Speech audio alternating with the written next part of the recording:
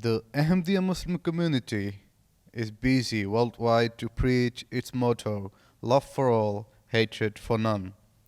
For this sole purpose, the leader of worldwide community, Hazrat Mirza Masroor Ahmed, visited the Netherlands on the invitation of one of the most prominent Dutch parliamentarians, Mr. Harry van Bommel.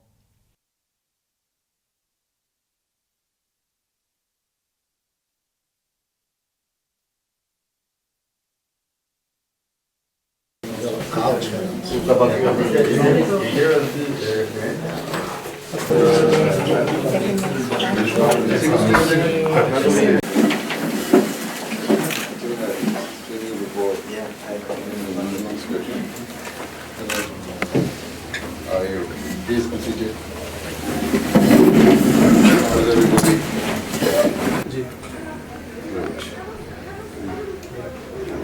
During his visit in the Mubarak House, His Holiness met and gathered with various dignitaries and parliamentarians who had come from across the Europe to discuss about peace, love and harmony around the globe.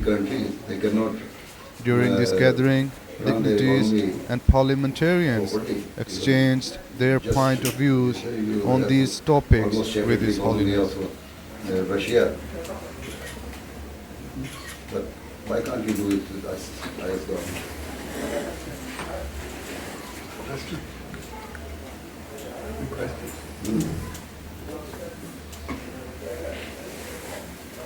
So, That's a fair question.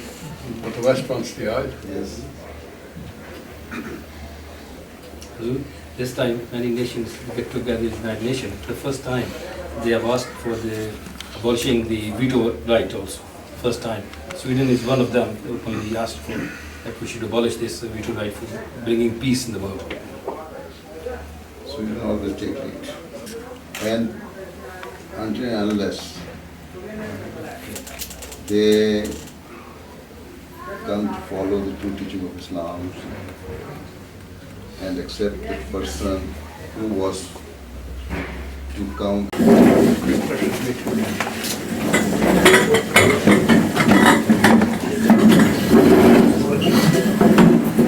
After this short gathering in the mosque, His Holiness went to the Dutch Parliament, where he was warmly welcomed by the various Dutch parliamentarians.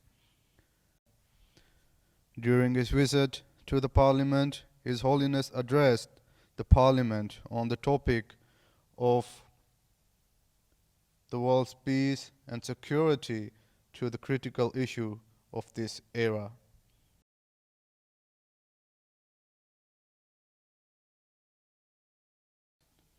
Speaking about the increasing lack of peace in the world, Hazrat Mirza Masroor Ahmad said, "In today's world, we see that certain issues are constantly being highlighted and labeled as the most significant problems of our time.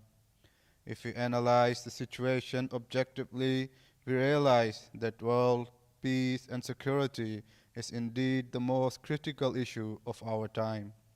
Unquestionably, with each day that passes, the world is becoming increasingly unstable and dangerous, and there are a number of potential causes of this." Given only as a means to secure religious freedom and freedom of belief. Thus, in chapter 2, verse 194, Allah has commanded Muslims that they are not permitted to engage in any battle or war where religious freedom already exists. Therefore, no Muslim country, group, or individual has the right to engage in any form of violence, warfare, or lawlessness, either against the state or its people. Quite simply, in Europe and in the West, the governments are secular, and a Muslim can never have the right to violate the laws of the land. No to violently oppose the government or instigate any form of rebellion or insurgency. In fact, according to the true teachings of Islam, even if a person considers that he or she does not have the religious freedom while living in a non-Muslim country, they must not engage in dissent or lawlessness. Rather, they should leave that country and migrate to a place with more favorable conditions. In chapter 16, verse 127 of the Holy Quran, Muslim governments have been commanded that if they are ever attacked, they must respond proportionately and only to the extent of self-defense. Thus, the Quran is very clear that punishment should be limited and proportionate to the crime committed.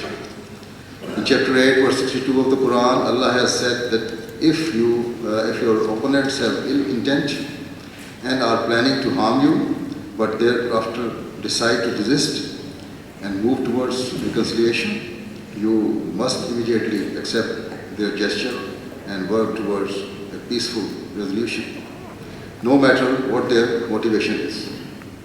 This Quranic teaching is a key principle for maintaining international peace and security.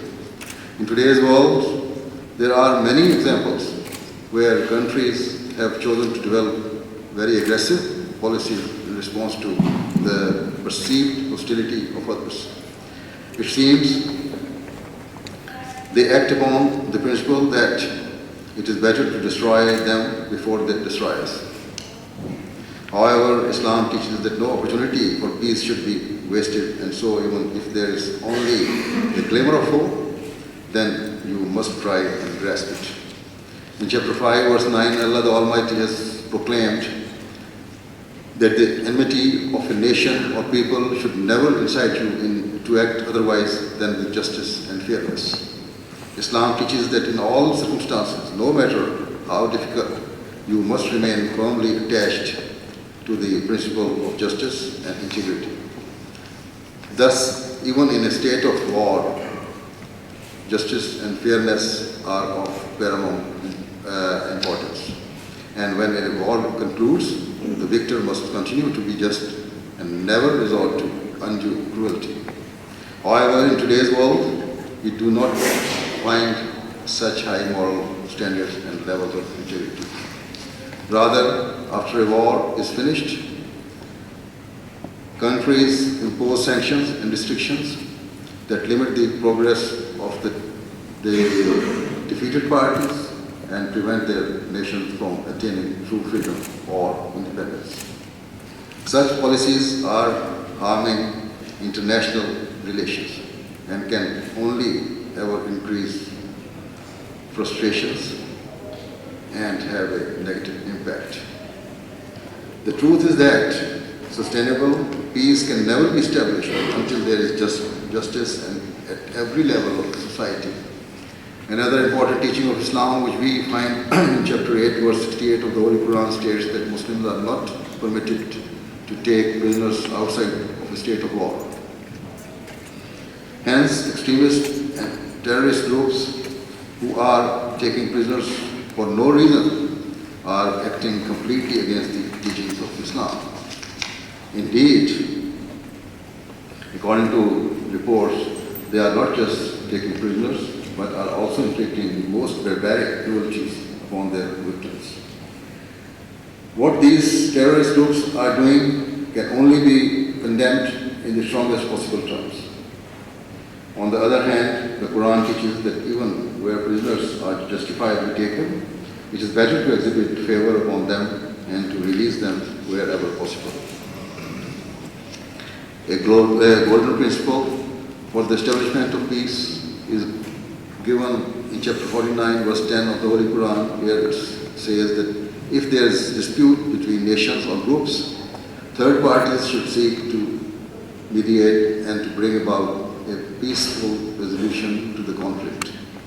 In the event of an agreement, if either party unjustly seeks to subjugate the other and contravenes the negotiated settlement, then the other nations should unite and use force, if necessary, to stop the aggressor. However, once the aggressive party withdraws, they should not be humiliated or unduly restricted. Rather, they should be permitted to move forward as a free nation and a free society. This principle is of great significance in today's world, and in particular for the major powers and international organizations such as the United Nations to act upon. In terms of establishing world peace, an extremely momentous principle ensuring universal religious freedom is enshrined in chapter 22, verse 41 of the Holy Quran. The Quran states that if permission for war was granted, then in addition to mosques, churches, synagogues, temples, and the places of worship of all religions would be in grave danger. Thus, where Allah the Almighty permitted the use of force, it was not just to save Islam, but to save religion itself. In truth, Islam guarantees the freedom, liberty, and protection of the people of all religions. Islam protects the right of every individual to follow his or her own chosen path or beliefs. I have narrated before you just a few points from the Holy Quran, which are means for fostering unity at all levels of society and in all parts of the world. These are the golden keys to peace that the Holy Quran has handed to the people of the world. Thursday on the foreign policy Later, issues His about Holiness personally met various dignitaries and guests and was also given a tour of certain historic rooms within the Dutch Parliament.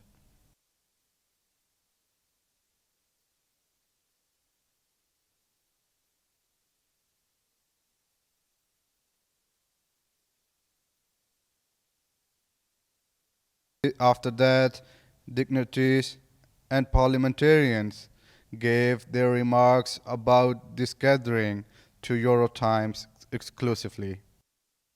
I come from the small country, and we have there 4 religions, and Albania is the country that they have good harmony between community. The Ahmadiyyans' knowledge about community, about the persecutions in some other countries by the who prosecute the Ahmadi community, and it's very, very important. Also, it gives us better understandings here of our societies and better understanding of Muslim communities. Not see themselves or feel themselves besieged and persecuted. So my job is to make sure that we feel integrated, we feel supported. So I'm here to show support. Wisdom in a world that has started the 21st century in a very worrying way. We thought that this new century was going to be a century of peace, that in the 20th century we learned the big lessons of wars and cruelties. But facts are showing, unfortunately, that we haven't learned the lesson. And we need to disseminate. उन्होंने सेक्टेरियनिज़म जो है फ़िरकाबाजी उसके हवाले से कोई ऐसी बात नहीं की। पाकिस्तान के बारे में उनके ऊपर 2-3 दफ़ा सवालात उठे। उसमें ये कहा गया कि जी पाकिस्तान में अहमदिया कम्युनिटी जो है इसको इंतकाम का निशाना बनाया जा रहा है, परसिक्यूट किया जा रहा है, तो उन्होंने उस पर भी कोई ऐसी बात नहीं की। उन्होंने ये ज़रूर कहा कि लोगों को पूरी दुनिया में लोगों को माइनॉरिटीज़ को या दूसरे लोगों को जो है वो परसिक्यूट किया जाता है, उनके साथ ज़्यादतियाँ होती हैं। तो ये भी एक अच्छा पॉजिटिव सिलसिला था उनका, जो पाकिस्तान के हवाले से उन्होंने कोई ऐसी बात नहीं की जिस पे कि ये लिया जाता कि जी वो पाकिस्तान के ख़िलाफ़ बात कर रहे थे। वो भी उन्होंने ऐसा नहीं किया। तो मैं मशकूर हूँ कि आपने इस पे मुझे बात करने का मौका दिया। I'm standing here alongside Mr. Harry van Bommel, who is a prominent member of Dutch Parliament and is one of the leading members of a party called SP. Sir, first of all, thank you for your time. Can you tell us about this whole conference? How did this happen? Because you have played a major part in organizing this all. And how was the process at the end result, what we saw today? Well, first of all, it was a great success. We had most of my colleagues showing up in the meeting with His Holiness. We had parties from the government, parties from opposition. The process started more than half a year ago with the representatives of the Ahmadiyya community in the Netherlands coming to Parliament, discussing with me the possibility of a formal visit to Parliament. And we went from there. So we went through all the red tape to eventually end up in one of the biggest and most solemn meeting rooms of Parliament. So I was very happy to see that the visit of His Holiness turned out to be such a great success.